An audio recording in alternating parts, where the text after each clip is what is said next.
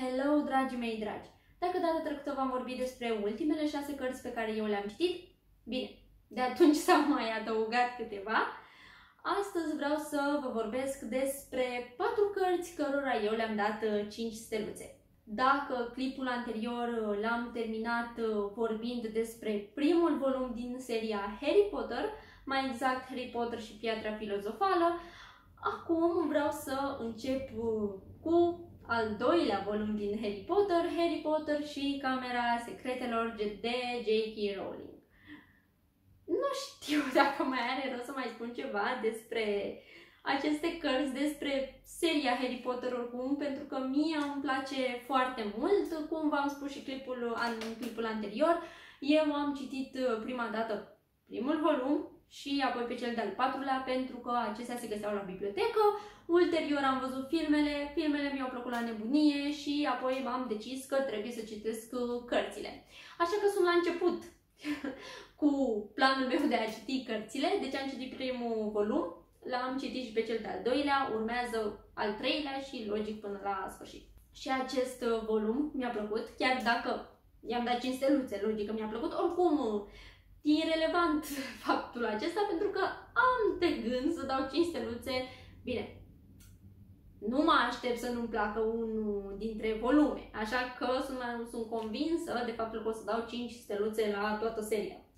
Dar trecând peste acest aspect, al doilea volum oricum mi-a plăcut foarte mult, mai ales pentru că am făcut cunoștință cu un personaj drag mie din Harry Potter, mai exact elful Dobby, care a încercat în nenumărate rânduri în acest volum să-i salveze viața lui Harry Potter, dar mai mult l-a băgat în diverse încurcături decât să îl salveze. Oricum, chiar dacă am văzut filmele, chiar dacă eu știam ce se întâmplă în acest volum, cu toate acestea m-am bucurat de lectură. Avem și aici același umor ca în primul volum și sunt sigură că acesta va exista și în volumele ulterioare. Nu știu dacă mai este ceva de spus, pentru că, așa cum am spus în episodul anterior, nu mai vreau să vă vorbesc despre ce se întâmplă în cărți, adică să mă axez pe evenimente, pentru că plănuiesc să nu vă dau cam niciun spoiler, așa că pot să vă spun doar că este o lectură foarte bună din punctul meu de vedere. Mie mi-a plăcut, e relaxantă, e amuzantă și am adorat să iau și eu parte împreună cu personajele la peripețiile prin care a trecut Harry Potter alături de cei doi prieteni credincioși ai lui, Ron și Hermione. Plus că sunt sigură că nu mai trebuie să vorbesc, că este o carte cu vrăjitori. Toată lumea cred că știe că Harry Potter e un vrăjitor, nu-i așa? Și dacă nu știați, dragii mei, ați aflat acum.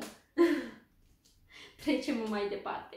Următoarea carte despre care vreau să vă vorbesc și căreia eu i-am dat 5 steluțe este Verișoara mea Rachel de Daphne du Maurier.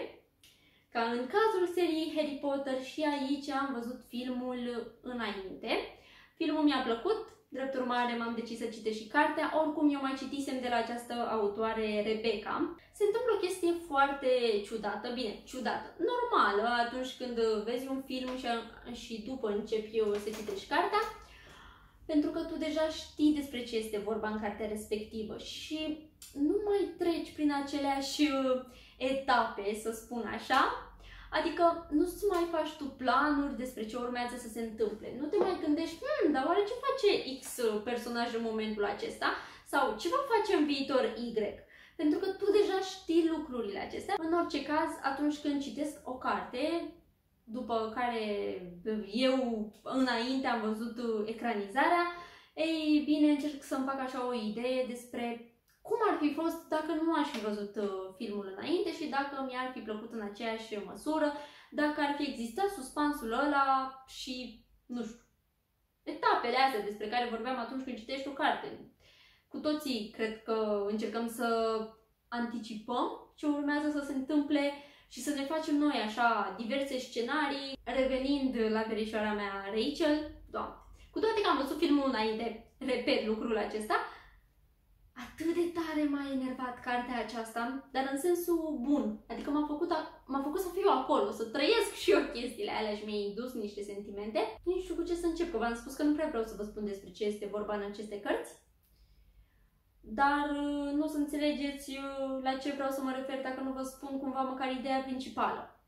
Îl avem pe Filip, care a fost crescut de verișorul lui Ambroz, iar acest Ambroz era un misogin fără pereche, își jurase că nu o să se căsătorească niciodată, drept urmare avea de gând să-i lase toată averea lui Filip, pe care îl considera oricum copilul lui, pentru că doar îl crescuse. Totuși, Ambroz ajunge să se căsătorească cu Rachel. Filip, când descoperă acest lucru, care și el la rândul lui un misogin fără pereche, ce poate deveni un copil dacă e crescut de misogin? Un misogin la rândul lui, nu-i așa? În fine. Și în momentul în care află că verișorul lui s-a căsătorit, îl încearcă mai multe sentimente. Pe lângă o furie pe care încearcă să o ascundă, și o gelozie. Pentru că nu se aștepta, se simte oarecum trădat, zic eu, am eu așa impresia. Și încearcă să-și o tot imagineze pe această Rachel. Ei, verișorul lui moare la puțin timp după căsătorie și Filip se vede nevoit să se întâlnească cu verișoara lui Rachel. Deja își face tot felul de scenarii, nu știe cum să o facă să se simtă mai prost, mai bine, încearcă să-și facă tot felul de planuri de genul acesta malefice, să le numesc eu așa. Ei, și cum socoteala de acasă nu prea se potrivește cu cea din târg, Filip are parte de o surpriză, pentru că această Rachel nu este deloc așa cum și-o imaginase el, plus că toate concepțiile acelea pe care le avea el despre femei nu se aplică și lui Rachel, by the way. Așa că da, vă dați seama, se îndrăgostește de ea și ce m-a enervat foarte mult, nu neapărat misoginismul acesta al lui ieșit din comun, ci faptul că nu vedea nimic rău, nimic din intențiile lui Rachel, nu știu cum să zic, adică o urcase pe un piedestal atât de înalt, încât nimeni nu putea da jos de acolo. Și m-a enervat chestia asta, în sensul că, păi, tu ai criticat femeile până a apărut femeia asta în viața ta și dintr-o dată ești orb la tot ce faci, toată lumea încearcă să-ți deschidă ochii. Cu toate astea descoperă și niște scrisori de la Ambroz în care el îi vorbește despre Rachel, despre bănuielile lui și cu toate astea tu refuzi să vezi orice. Gata, mă opresc, cred că oricum v-am spus destul de multe, dar voiam să vă spun de ce m-a enervat pe mine cartea aceasta. Evenimentele sunt un pic mai ample, mai... nu știu cum să zic, adică nu se rezumă cartea doar la ce v-am spus eu acum, să nu credeți că v-am povestit toată cartea. De-abia v-am spus câteva fraze și cred că, da, găsiți și aici aceste informații. Un alt motiv pentru care eu am dat 5 steluțe acestei cărți este pentru că este scris de o femeie și femeilor înainte nu li se dădea prea mult credit, nu că lucrurile acestea s-ar fi schimbat în prezent, nu contează. Doar că bărbații refuzau să citească cărți scrise de femei. De exemplu, și autoarea Harry Potter a fost nevoită să publice cu pseudonim, cu inițialele, pentru ca bărbații să nu-și dea seama că acea carte este scrisă de o femeie. Bine, acum toată lumea știe că J.K. Rowling e femeie, dar editorii au sfătuit-o să publice cu inițialele, iar K este inițiala numelui bunicii ei. Și totuși, cartea Harry Potter, primul volum, nu a fost publicată în 1800 toamna, habar n-am. A fost publicată în 1997. Adică, dacă autoarea Harry Potter s-a confruntat cu asemenea stereotipuri, ce să mai zic de verișoara mea Rachel, publicată în 1951. Da, sunt și feministă și mă mâhnește foarte tare când mă gândesc că eu în liceu nu am studiat nicio operă literară care să aparțină unei femei și nici măcar nu-mi dădeam seama de lucrul acesta, adică am făcut această retrospectivă pe când mă aflam în facultate, cred, gândindu-mă la ce opere am mai studiat eu în liceu și mi-am dat seama că nu găsesc nimic scris de o femeie. Și e destul de trist, dar asta este altă discuție. Trecem mai departe. Acum trecem la următoarele două cărți și da, vreau să vorbesc despre amândouă în același timp, pentru că se aseamănă destul de mult ca tehnică, să spun eu așa. Ambele sunt scrise de Lucinda Riley. Am descoperit-o de curând pe această autoare și am descoperit cât de mult îmi place. Doamne! Deci s-a transformat, a devenit una dintre autoarele mele preferate. Din nefericire, Lucinda a încetat din viață pe 11 iunie. Însă ne-a lăsat moștenire toate aceste opere, Doamne, deci toate aceste opere incredibile. Pe mine m-au prins poveștile ei, cumva și pentru că sunt fană a romanelor de epocă. Bine, aici nu vorbim de 1800, să zic așa, dar îmi place să mă întorc în trecut, prin intermediul a ceea ce citesc, chiar și prin intermediul filmelor. Filmele mele preferate sunt filme de epocă. De ce ziceam că sunt scrise cam în aceeași manieră? Păi, avem în ambele cărți o parte de trecut și o parte de prezent. Mai exact, personajele din prezent ajung să moștenească un palat, un conac, lucruri de genul acesta și încep să descopere lucruri despre cei de la care primiseră moștenirea respectivă, lucruri pe care ei nu le cunoșteau și chiar fără să știe le afectează și lor viața aceasta din prezent. Este foarte interesant să pornești și tu pe urmele evenimentelor din trecut, să le numesc așa. Nici personajele din prezent nu sunt scutite de tot felul de evenimente care li se întâmplă. Adică nu vă imaginați că tot ce fac personajele din prezent sunt să meargă așa pe urmele trecutului. Nu. Au și ele viața lor, vă dați seama. Ambele acțiuni, adică în ambele cărți, avem acțiuni care se derulează atât în Anglia cât și în Franța. În ambele avem și Anglia și Franța. Deci avem povești de dragoste. Avem intrigi. Avem război, pentru că partea de trecut, am uitat să vă spun, se desfășoară în perioada celui de-al doilea război mondial, mai exact 1939-1945.